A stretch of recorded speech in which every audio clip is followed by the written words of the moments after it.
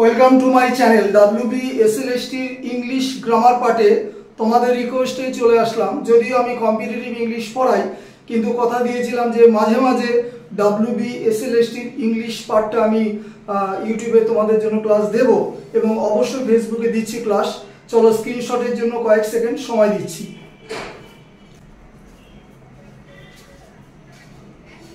Class শুরু করি। This is Sushant sir.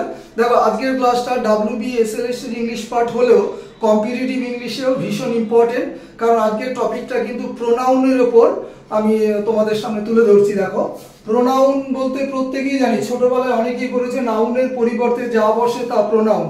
এ তো এক লাইনে বোঝানো গেল, কিন্তু প্রোনাউনের অনেক ক্লাসিফিকেশন আছে। ঠিক আছে, প্রোনাউন কত প্রকার বিভিন্ন সময় ইন্ডিভিজুয়াল ক্লাস দিয়েছি।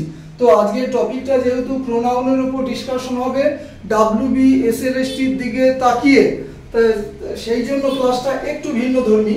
দেখো, প্রোনাউন সাবজেক্টিভ আর অবজেক্টিভ, অর্থাৎ প্রোনাউন যখন সেন্টেন্সে সাবজেক্ট হিসাবে বসে তখন তাকে বলে সাবজেক্টিভ কেস।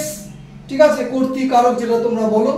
আর প্রোনাউন যখন সেন্টেন্সে অবজেক্ট হিসাবে বসে তখন তাকে বলে অবজেক্টিভ কেস, অর্থাৎ কর্মকারক যেটা বলো।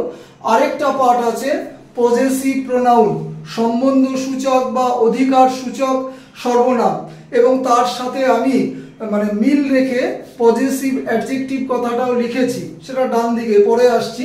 প্রথমে দেখো, প্রোনাউন সেন্টেন্সে সাবজেক্টিভ পার্ট হিসাবে কিভাবে বসে। দেখো, I, he, she, we, they, you, ইট।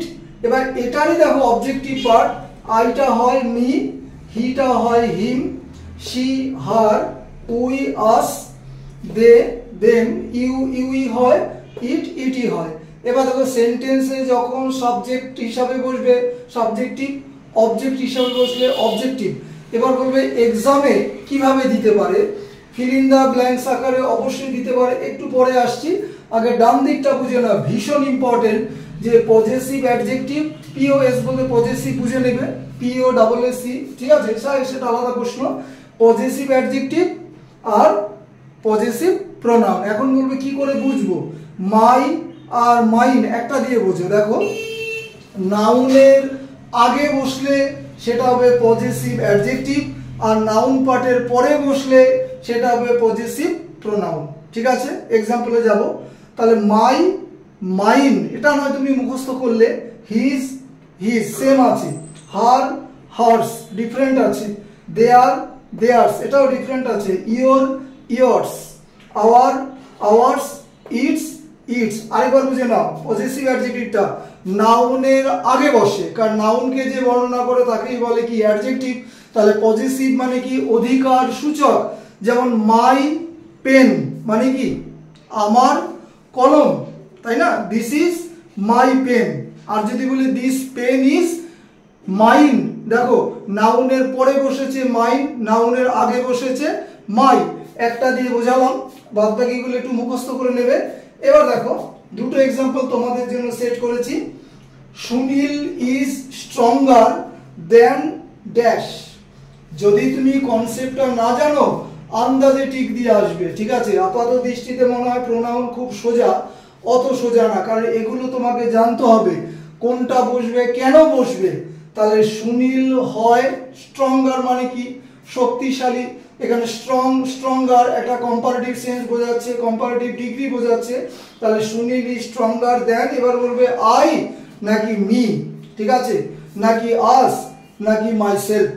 দেখো, মাইসেলফটাকে বোঝানো রিফ্লেক্সিভ বা কি এমফ্যাটিক প্রোনাউন, অর্থাৎ মাইসেলফ কাকে দেখে হয়, আই কে দেখে হয়। তাহলে এখানে আই নেই, এটা সবার আগে বাদ দিয়ে দাও। তাহলে I, me R us.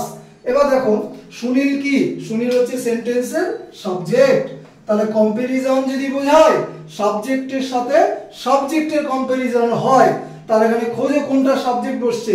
Me আমার অবজেক্টিভ, আস আমার অবজেক্টিভ, তাহলে আই এই দেখো সাবজেক্টিভ। তাহলে এখানে সঠিক আনসার আসবে আই। এইভাবে বুঝতে হবে।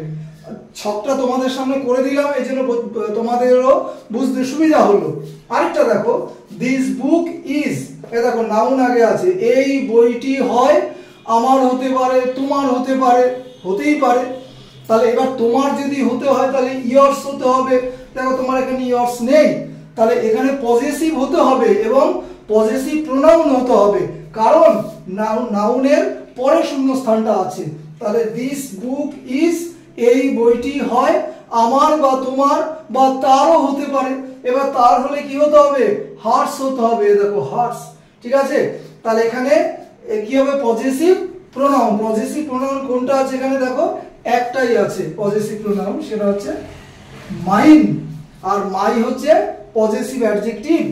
আস হচ্ছে কি? আসটা কি? দেখো আসটা হচ্ছে প্রোনাউনের অবজেক্টিভ ফর্ম, পজেসিভ তো নয়। আর হার হচ্ছে কি? দেখো হার হচ্ছে পজেসিভ অ্যাডজেক্টিভ। তাহলে এখানে পজেসিভ প্রোনাউন হতে হবে, কারণ কি? কারণ নাউনের পর শূন্যস্থান আছে। যদি এখানে নাউনের আগে শূন্যস্থান হতো তাহলে পজেসিভ অ্যাডজেক্টিভ হতো। তো WBSLST তে এর আগে বলেছিলাম 10 থেকে 15টা বেসিক বা কনসেপচুয়াল গ্রামার দেবে।